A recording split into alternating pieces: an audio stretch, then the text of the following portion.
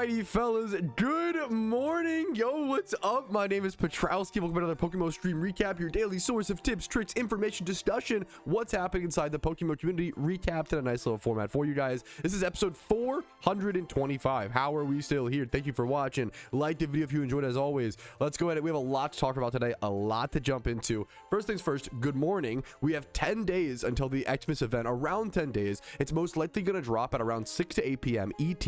That's just my time zone. Anywhere from December 24th to December 26th. That is the general time frame we're looking at for that kind of event. It's coming up in about 10 days or so make sure to get your final preparations in. Secondly, sorry if I'm a little spacey today. I have a little notepad document I was going to run through. Sorry if I'm a little spacey today, a little out of it. I had a very close friend's wedding over the weekend. It was a multi-day party over in Washington, DC. There was a lot going on. I'm still recovering. I may or may not still be recovering, so thank you so much, and thank you Yasu-kun for the Twitch Prime, the Twitch sub, dude. Anyways, let's go ahead and just jump in. Let's stop yapping and get into the news. Okay, fellas, we do have some really cool news, some cool catch events, as well as I really liked this post from Pookie. Let's go through it. 2025 PokeMMO Wrapped, reflecting and looking ahead. As 2025 nears its end, I feel like it's a good moment for the community to pause and reflect on another year of PokeMMO. For many of us, this year was filled with many milestones. Finished long hunts, winning shiny wars, dominating the PvP space, or just engaging in your routine that makes logging in feel comfy and fun, and also making that long-term progress. PokeMMO continues to be a game that rewards patience, consistency, and community, and that was showcased throughout this year, in my opinion, as it usually is. I think this is a fantastic. I agree with this fully. Hell yes. While 2025 wasn't without its frustrations, I'll even talk about that in more detail in a quick second, 1000%. Whether that frustration was dry streaks, debates and disagreements, caught, or gameplay changes, the game's longevity and the dedication of its player base was clear. We stuck around, we helped each other, and we continue to care about the direction of the game, which speaks volumes. Absolutely. So I have two questions to ask you all. What were your favorite 2025 accomplishments, and what are your goals? What are you hoping for in 2026? I didn't answer these questions. I probably should have. Maybe I'll do that tomorrow, but I do have some quick points I want to talk about here. And this is a really cute post, and it's really cool to see everybody commenting on this and just looking into it. I did have two things that I wanted to add to this post. Number one, I think it's a really important thing to remember. We just forget because so much is happening so fast in PokeMMO. In my opinion, I feel like we are experiencing growing pains in PokeMMO, and we fought through a lot of those this year as a community. PokeMMO has been exploding over the past 2 to 4 years, and I thought that 2021 to 2023, I thought that time frame was a bit of a renaissance. And then when Johto dropped in 2023, it has just been non-stop new players, and so many players. The big thing I'm noticing, so many newer players or intermediate players becoming endgame players. I've seen so many people transition to that intermediate or like endgame player base, and that's really cool to see, and that's really important, and helping guide new players to that through those stages is super important. So I wanted to just shout that out and show about how, like, we're going through those growing pains as a game, growing so quickly. You're not really supposed to, it creates frustrations, it creates impatience in both myself and the community, and I think we've done a really good job fighting through the growing pains. We're not used to the game being this big. We're not used to having this much reach. We're not used to the decisions. The more people you have playing the game, the more each decision, each conversation matters that much more, and it's a lot of pressure and stress, and we're trying to get used to that as a PokeMMO community. I think there's something beautiful there, and I think I really want to get better at it, and I want to work on. My second point is that I want to work on being more patient, more understanding to the PokeMMO community. Sometimes I feel like I take issues with certain thought processes or argumentation in the community, but at the end of the day, if a decent chunk of the player base is feeling unhappy with the game, I think regardless of their argumentation, whether I agree with their critiques or not, that feeling I do think is speaking to something. If someone is unhappy with the game, there is something that needs to be addressed, whether it's something that we can address or not. And I personally want to be more patient and kind as we try to figure out what that thing is for each individual player and person. People often need time to process things, and I want to work on encouraging sort of a system where we have very light discussion regarding controversial updates. when a controversial updates happen, the human instinct is to immediately have an opinion, immediately be reactive and talk about it and all these things. And we can to some extent, but usually we need more time to process and understand and build our arguments and strengthen our arguments before actually having all-out debates over the change, over changes about the game that we all love very much. So I think it's really important to just take it step by step and slow down. It's what I want to work on. I'm too impatient. I'm too rushed to try to solve things, when I think it's better if we just take our time and talk and just keep it. It's just a conversation. Just keep in mind, it's just us talking and us all working together to kind of create the game that we all love so much and make it the best we possibly can. All right, that's it. Thank you, Pookie, for making that post. Next up, but how will I catastrophize and overreact? How will my feelings get out? Yeah, no, it's a good question. We have a bunch of catch events to cover today. Okay, guys, I'm really excited for this. We have 4 catch events, a new catch event posted that I think is happening, in 3 days. This upcoming Thursday, very, very soon, actually. I heard you like Mudkips, a classic catch event over at 2100 ET. Ooh, that's actually, excuse me. It's only on Thursday for certain time zones. This catch event, for example, is actually on the 17th. This Wednesday in my time zone. I believe this is, what's the math? 9 p.m.? Terrible at math. I think it's 9 p.m. I think this is 9 p.m. ET. So a later catch event, hopefully trying to get other people who can't normally make certain catch events. I love when they diversify the times like this. So there's a Mudkip catch event coming up 9 p.m. on a Wednesday ET at, once again, Wednesday the 17th of December. At Route 104 in Hoenn, you have 1 hour to catch Mudkip, Pooch, Zigzagoon, and Talo. The nature bonuses are +5 for Mild, +5 for Jolly. And then you can win yourself a non-shiny 6x31, though. 6x31 if you want it to be, or 6x0, I guess. 6x31 Mudkip/Swampert. Get some free RP right before upcoming event season as well. I'm curious how many main accounts will be interested in this versus Iron Man accounts. Next up, Are You Afraid of Ghosts? And we're going in a chronological order of which the events release. This is on the 19th of December. 19th of December at 6 p.m. ET over in the Safari Zone in Johto. It's going to be at the forest area specifically. You have 1 hour to catch Misdrevious, Abra, Bellsprout, Haunter, and Ghastly as possible. And then submit the best one you catch or the worst one you catch for a specific prize. Going for a shiny Misdrevious in first place, plus some RP along the way for Iron Man and main accounts looking to snag some free premium currency prior to the Christmas event, which once again is in like 10 days or so. Next up, the Purloin catch event on Saturday the 20th of December. A lot of catch events upcoming during this, I think, time, hopefully where people have time off of work, time off of school prior to Christmas. 5 p.m. ET, Route 3 Unova. You can catch Purloin for +5 bonus, or Pidove, the two differences. Pidove for -5. The best catch will win a shiny Purloin, which looks honestly better than I expect, but shiny Liepard is a really cool shiny. Check that one out. I think it's a really cool, underrated shiny that you could win for free from this catch event. Shiny Purloin/Liepard, once again with good IVs as well.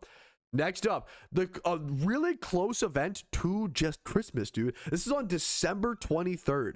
December 23rd, Tuesday at 1 p.m. ET, Route 37 in Johto. You have 1 hour to catch Stantler, Vulpix, Growlithe, and Scyther as possible. And then nature bonuses, +5 for Adamant, +5 for Modest. You can win yourself a shiny Stantler. I love shiny Stantler. Shiny Stantler is the one shiny that I've ever gotten from a Mysterious Ball, and it was a really cool one to see across the screen.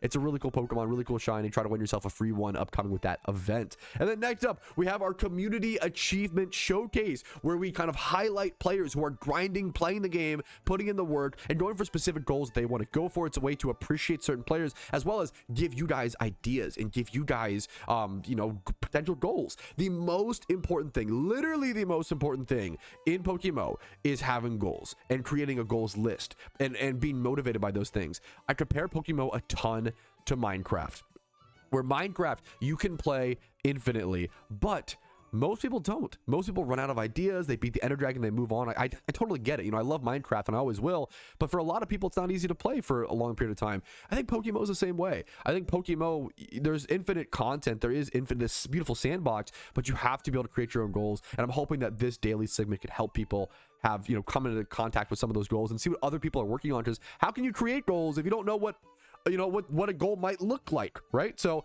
let's jump into it. First things first, we have the Shuntathon winners from last week. So last week, I ended up doing an impromptu Shuntathon. I love Shuntathons. If you don't know, it's an event where you can basically just shiny hunt alongside me at the same location that I'm at in game. And if you get a shiny next to me, I will hop on the main account. I will trade you. I think we gave away 1 million Pokeyen per person. So we gave away 2 mil last Thursday, just impromptu for fun. I think it's a really cool way to encourage people to shiny hunt as well as win some overarching prizes. So this guy won himself. He caught himself his first ever shiny, first ever shiny in PokeMMO, which that's a sick moment to see in a Shunathon. And he got himself 1 million Pokeyen and a shiny Minchino. Congratulations again over to Cloud.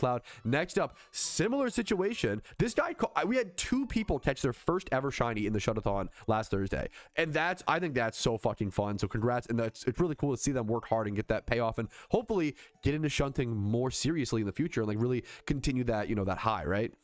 So congrats to Taze, who also got himself his first ever shiny with a shiny Jigglypuff, a shiny that's I've really started to enjoy and like over the years. I wasn't a huge fan of it. It's not a huge color change, but the green eyes, I don't know. I've kind of warmed up to Jigglypuff over the years. Congrats to Taze for being the other Shuntathon winner last Thursday.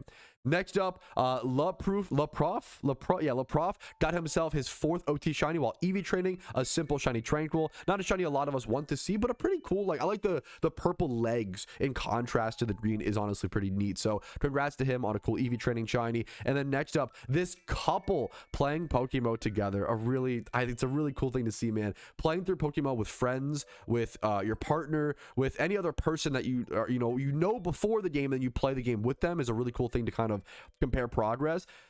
This person and their partner got the first ever shiny they've ever seen. Their wife got the shiny, and they were doing it. They got the Tentacruel while preparing for raids. This is like a beautiful story in my opinion. A couple playing PokeMMO together, both prepping for raids, both grinding, both working together, and then their partner gets their first ever shiny. I think it's a really cool thing to see. Congratulations over to them. Next up, Xanarchy doing the most Xanarchy thing, and we are lucky to have him in the community because this is my nightmare, is like data and Excel spreadsheets. I love the spreadsheet kings because it is not work that I would be capable of. So shout out to all the spreadsheet kings out there, or queens, or people of royalty.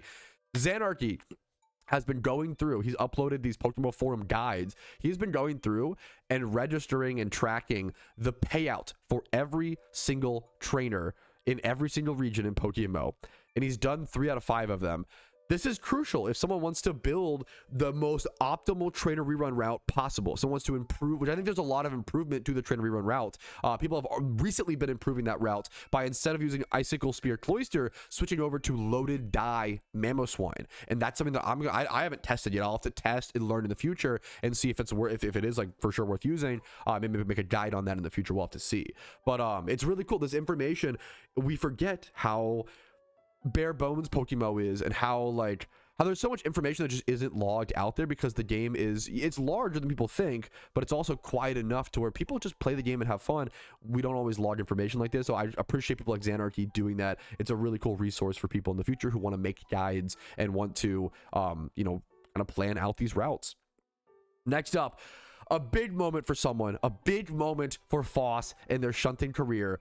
I know what this feels like. It's so easy to gloss over stuff like this, but to get your first egg shiny after over a year of hunting, I'm assuming 5 phases and almost 30,000 eggs, or you have, if someone got, I always say the difference between like eggs and times 5 hordes, if someone got 29,000 encounters and got a times 5 horde shiny, I'd be like, oh man, congratulations, hell yeah, nice, have a good day.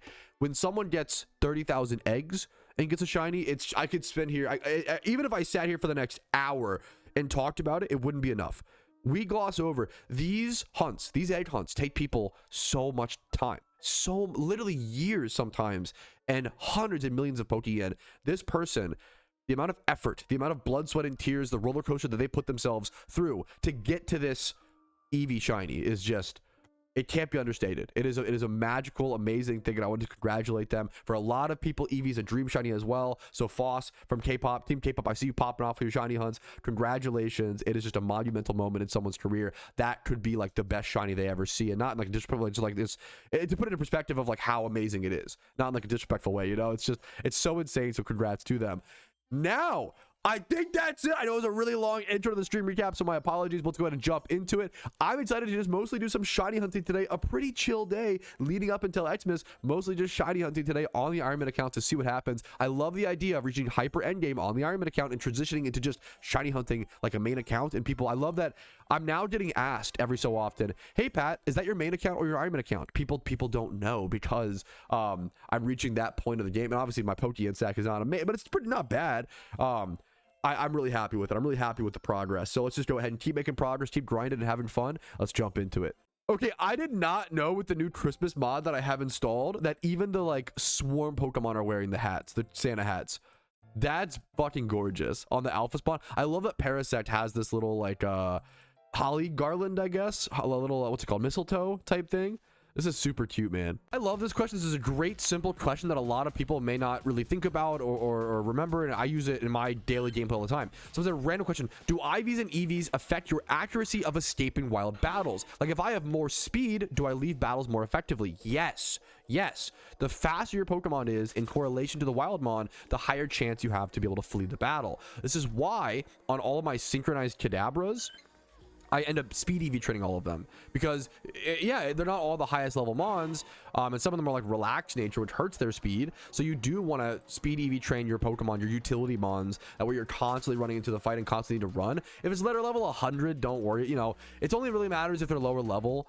But like some of my synchronized Kadabras are level 30, level 50, and they can only run from battles so consistently because of the speed EVs. Like that difference really does matter. A quick and simple question, but one that I love to talk about right now during a slow market, during a slower economy in Pokemon, where making Pokeyen is harder. Someone said, what would you say is the best thing to do right now in terms of money making, Pat? Dittos, question mark. Dittos are fine if you want to do that as like a third thing or like a, you know, like if you want to grind a lot, dittos are good. I would say for the average person, do your Jimmy run, maybe do your trainer run, and just that's it. Like if you spend 1 to 2 hours a day doing your Jimmy run, doing your trainer run, eating your vegetables, you'll end up making about 450,000 Pokeyen, like 400k to 500k Pokeyen a day in 2 hours. And if you just do that, like you'll be chilling, you know. If you just do that, you'll be hanging out and you'll be, you know, having fun and making plenty of Pokeyen to just continue your PokeMMO journey. If you want to do dittos after that to like hard grind, I think that is like the third best option most likely. Let's do a great thing to bring up and talk about. I think a lot of investors, myself including me and Xanarchy, we talked about this or whatever. Investing's changing in PokeMMO. I should have sold my investments a bit more over the summer. For sure. I think we're reaching the point where some of us older heads are holding our investments for too long, and we lose out on some profit by doing that. I constantly am trying to remind new players like hold, like don't, because you more often see people selling too quickly and losing out on profits or deleting their profits from listing fees and things like that. Like you never want to sell an investment too quickly, and that's a problem you see way more often. So we talk about it way more often, but I think for the first time in like maybe Pokemon history, we're running into a consistent problem of older players like me and Xanarchy who like just are waiting too long. And now prices are kind of more fluctuating. It's not just, oh yeah, if you hold on to it, it goes up and up and up and up. Like there are more things as new things get made, like new mysterious balls that have more interesting Pokemon. Things get power crept, and you have to factor that in now. That was a big thing. Like we saw the flaming skull vanities in PokeMMO drop below cash stack. Let me see if I can find them. These vanities, these 20s. Look at these. This is one of the most interesting stories, I believe, of 2025, or was this a 2024 product? A product of 2024, excuse me. When these two masks came out in 2024, the blue flaming demon skull at about 1.5 mil, the flaming demon skull about 1 mil. Look how cheap these are. Holy crap. These vanities dropped the price of the old school flaming skulls from 2016 because they're just visually, they're kind of just these, but better. They're a little bit different, obviously. But visually the developers have just gotten better at pixel art. They've gotten better at pixel art. They've gotten more practice. These vanities, these like giant, you know, are way more intense and way more into than this, right?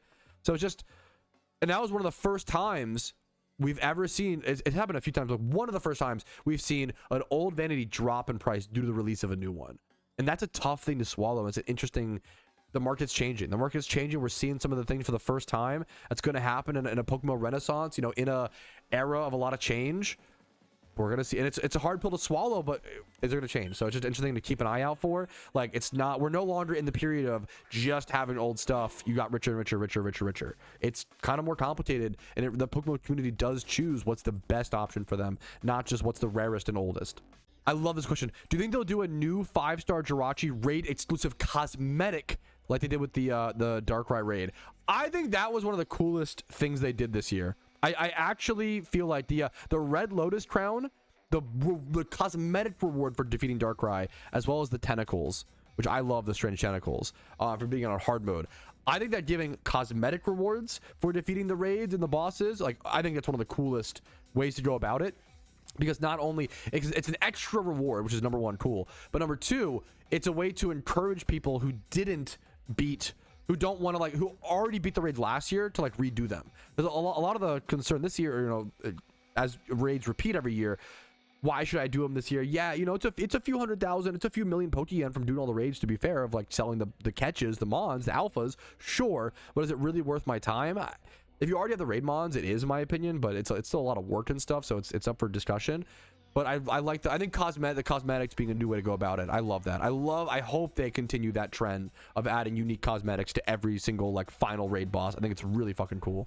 That's absolutely insane. Yeah, someone was mentioning like how Jirachi is still so expensive, and I was asking, like, you know, what's Cresselia's price, right? Because I think of it as, obviously Jirachi's a limited legendary you only got from last year's Xmas event, right? But Cresselia is like the hot new thing. I think I would assume that Cresselia would be more expensive. Obviously, it's permanent. It's going to be here year round, but it's so fresh. It's so new. How many people have really done the Cresselia thing versus the Jirachi? And look, Cresselia is already down to 1 mil Pokeyen, which is kind of crazy. And then Jirachi, the cheapest Jirachi is 2.2. That's actually crazy. Like, how the demand of Jirachis and the price of Jirachi, it holding this price is so insane. I'm assuming it's just like, it's really like good in PvP. Let's go check OU and see like how Jirachi. So almost a 57% win rate. Holy crap. At 12% usage. And then Cress is at also a high win rate of 55% at 7%. So that, I mean, man, I'm shocked to see. I worry about, I hope we get legendary syncs. I really hope we see that at some point, but that is pretty shocking. People love Jirachi. To see Jirachi being double the price of Cresselia, when Cresselia just got added to the game, it's still new and fresh, and there's less supply in the game, is pretty wild. Okay, this is a really interesting thing that shows, in my opinion, the rise of PVM kind of becoming one of the main gameplay methods of Pokemon versus PvP over the past few years, and that we've only had raids in the game for like 2 years at this point, a few years, right? But look at this. Previously, like, good statted Dittos with 31 speed and Jolly Nature would be like way more expensive. Nowadays, 31 speed Ditto, Adamant Nature is 43k. Same with like 31 attack IV, Adamant Nature, 40k. 40 to 43k for Adamant Dittos with 31 attacker speed. That's insane. Versus Jolly, which, you know, in PvP, normally you prioritize speed natures, and PVM usually prioritize damage, and Jolly's only 15k, you know, 13, 15k for Jolly 31 speed, and 31 attack is around the same thing, 15k. That's a crazy difference. 15k for plus speed nature versus 40k for plus damage. That to me shows a hard lean towards PVM, raid preparations, and like that, right to the Xmas event. But like, it shows a hard lean to PVM over PvP, which is not something we've seen for a lot of Pokemon's history. We're talking about like storyline runs in Pokemon and stuff, and if anybody out there is doing their storyline runs and can hear this and get some help, that's worth the clip. Okay, one of the biggest mistakes I see new players make in PokeMMO is beat their first storyline and then just like dump all their mons into their PC and head over to the next one. Don't do that. After your first storyline should be your hardest storyline by far, but if you just go move on to the next one, you're making all of them hard, right? What you should do, in my opinion, do whatever's fun for you, but in my opinion, beat your first storyline and then prepare Pokemon for your second, third, fourth, and fifth one, right? So like, one of the best things I ever did on my Ironman account was starting in Kanto, and then after I beat Kanto, I sat in the Kanto Safari Zone and I just farmed like a bunch of Magikarps, and I just caught a ton of Magikarps until I had like 6 Gyarados or 6 Magikarps. I could just go EV train, because I had Kanto done. I could go EV train and XP train those up to level 20, which is like the next, you know, level cap in the next region, or like level 20 to even 30 or so. And and then have those mons prepared and EV trained for the next region. When you do that, it makes everything 1,000 times easier. If you just head to the next region and like don't prepare mons, you're doing the hard part over and over again. We don't really need to. If you want the nostalgic playthrough experience of like actually only using the Pokemon available in that storyline or that region for the, you know, more power to you. Like, once again, I'm just here to give like the options, pick what's best for you.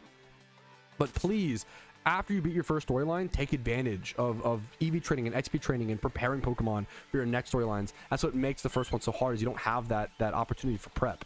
No, this is a valid concern. Am I crazy for thinking the training link should be cheaper / easier to obtain?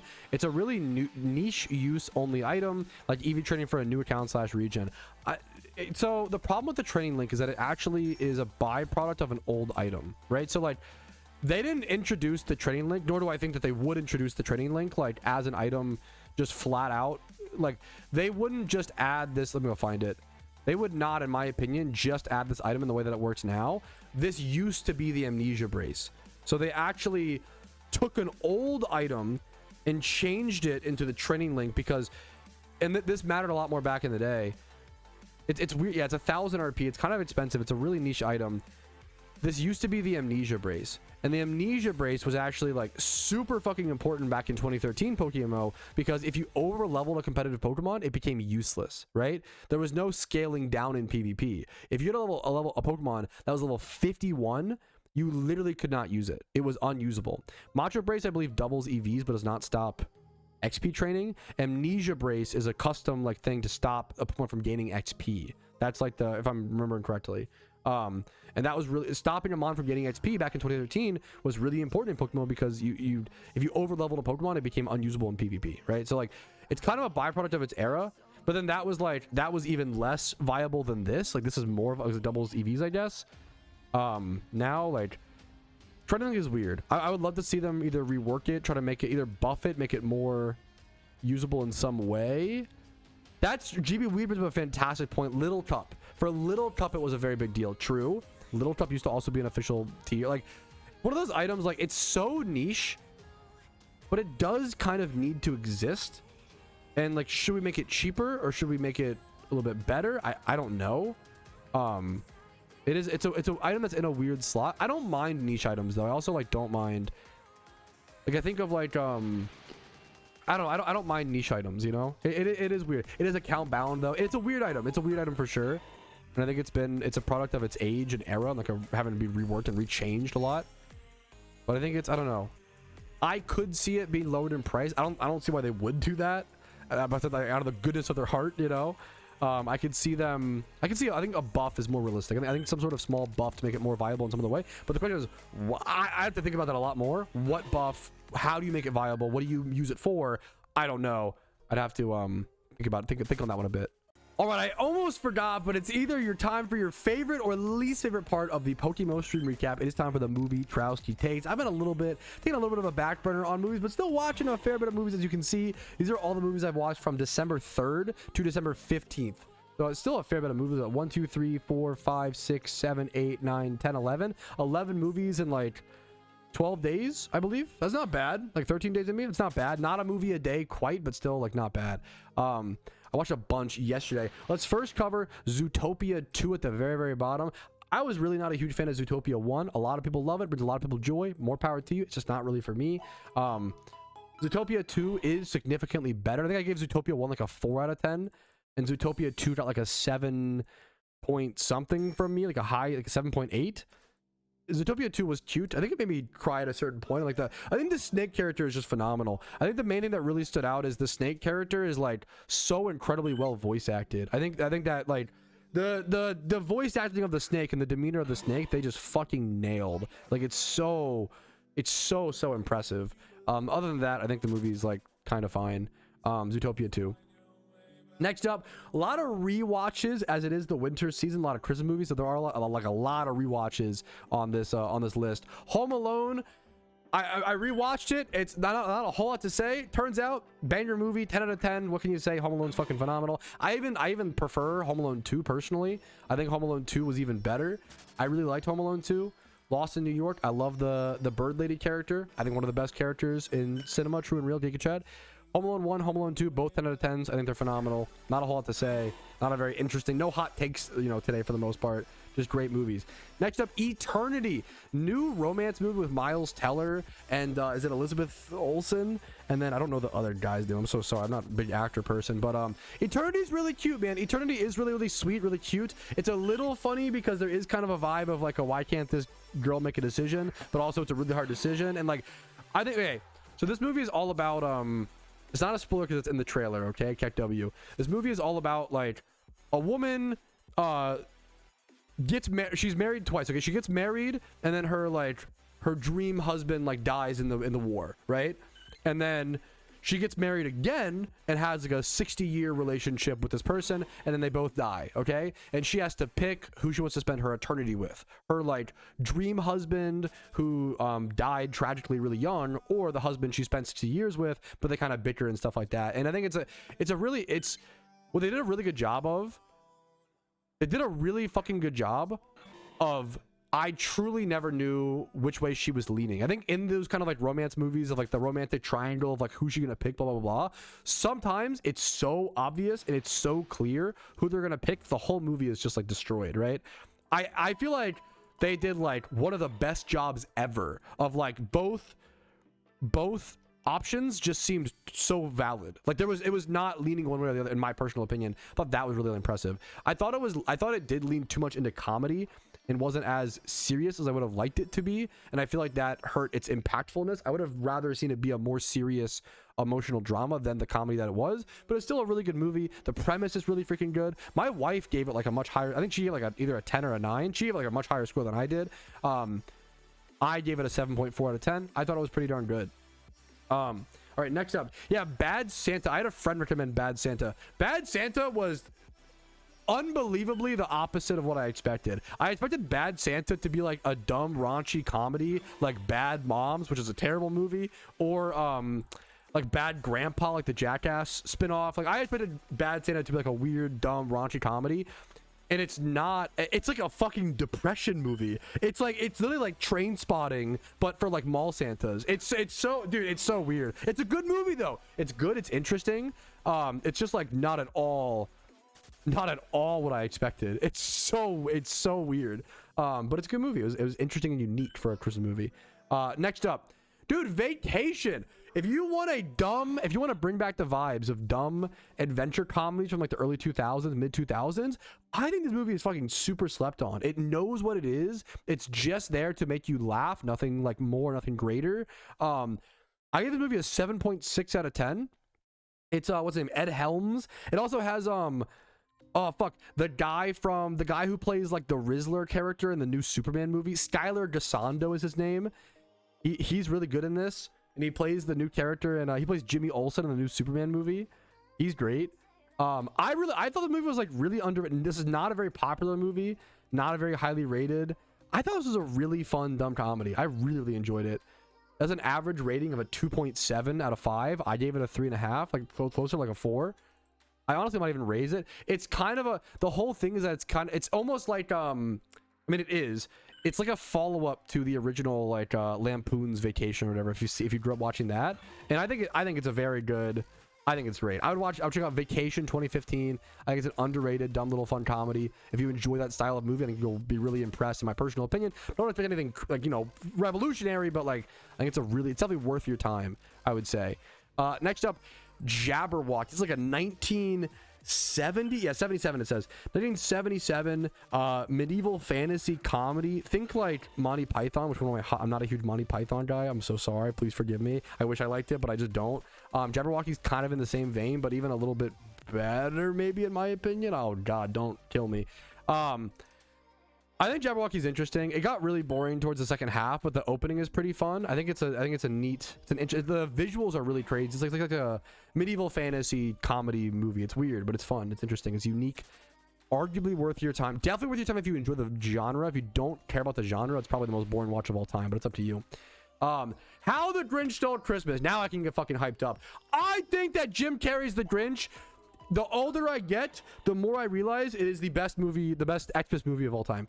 The older I get, this movie is fucking phenomenal. Every line, every dialogue, like it's unbelievably family friendly while still being funny and like making jokes that wink at like the adult audience but aren't just like sexual. I find that a lot of like, maybe I'm just getting boomer, but I find like a lot of like kids jokes like that are like aimed at the parents are always like sexual in a kid's movies these days versus like these were just clean, like this is like he's like measuring his heart. He's trying to grow his heart smaller, and he looked at the camera and he's like, yeah, my heart's like, I've lost 2 centimeters off my heart or whatever, and this time I'll keep it off, you know, kind of referencing like weight loss. Like it's just like, it's a good bit. Like Jim Carrey's fucking phenomenal. All the Who's are phenomenal. I think How the Grinch Stole Christmas with Jim Carrey is like phenomenal. I think it's actually just a fucking perfect 10 out of 10 X's movie. It was a rewatch, obviously, for me. A lot of rewatches here. Next up, Toy Story 1, 2, and I watched all of these yesterday. Toy Story 3 just got logged at like 2 a.m., which is why you see it on the December 15th. But all 4 of these movies I watched yesterday. Me and my wife did a full-on recovery day. We just hung on the couch and watched all these fucking movies. We watched How the Grinch Stole Christmas, Toy Story 1, Toy Story 2, and Toy Story 3. You can kind of see there. I think Toy Story 1 is the best one. I think it's absolutely perfect, a 10 out of 10 movie. I think Toy Story 2 is like a 9.5 out of 10. I don't like it as much, but I like, you know, the characters are doing a pretty damn good job for coming after the first one, right? And Toy Story 3 is still really good. I give it an 8.8 out of 10. The thing is, if you asked me, it was a rewatch. I watched it once like years ago, but I kind of forgot what happened. The first time I watched Toy Story 3, like I thought it was like a 10 out of 10, like amazing movie. It doesn't have the rewatchability. I think that's the Toy Story 1 and 2 have really good rewatchability. I feel like the third one does not have as much rewatchability, and I feel like that hurts its like long lasting, I guess, effect a fair bit. So that's my Movietrouski takes. Hopefully I tried to keep it a little bit quicker this time. Hopefully you guys enjoyed. If not, I totally get it. Thanks for watching. Recommend me movies in the comments. I try to watch whatever movies I can. I've been really into this year. I'm not pretentious about it. Hopefully I'm not annoying about it. Hopefully I just like movies, like watch a lot of movies, and it's been a lot of fun to like, this month's been very, very chill. Just like a lot of like Xmas, like kind of vibe, rewatching stuff has been fun. So that's been the schmeme recently. So any Xmas ones, I'll definitely try to watch. And once again, in the comments, please, thanks for watching. Alrighty, fellas, but I'm feeling pretty darn good with this progress. I hope you guys enjoyed. If you did, like the video. If not, go ahead and dislike it. That's okay. Subscribe for daily PokeMMO videos. I do upload every single day. Follow me on stream on Twitch, you know, for streams Monday through Thursday at 12 p.m. ET. Discord's down below if you're interested in that. If you want to go above and beyond and support the content, YouTube memberships, Twitch Primes, Twitch subs, and PayPal and Venmo donations do help out a ton. Sorry for the sickly voice still. It's still kind of rasping around, but hopefully you guys had a great day. Hopefully you watched in your second and third monitor while you shiny hunted or made some PokeMMO progress, and I wish you guys the best of luck on your hunts in PokeMMO. I'll see you guys tomorrow, but for now, peace, Reno. Yo, what's up? Outro Patrouski here. I wanted to take this second to say thank you so much for watching the entire video. It is thanks to people like you I'm able to make the content that I do, as well as everybody whose name is listed here. That's it for me. Have a fantastic day.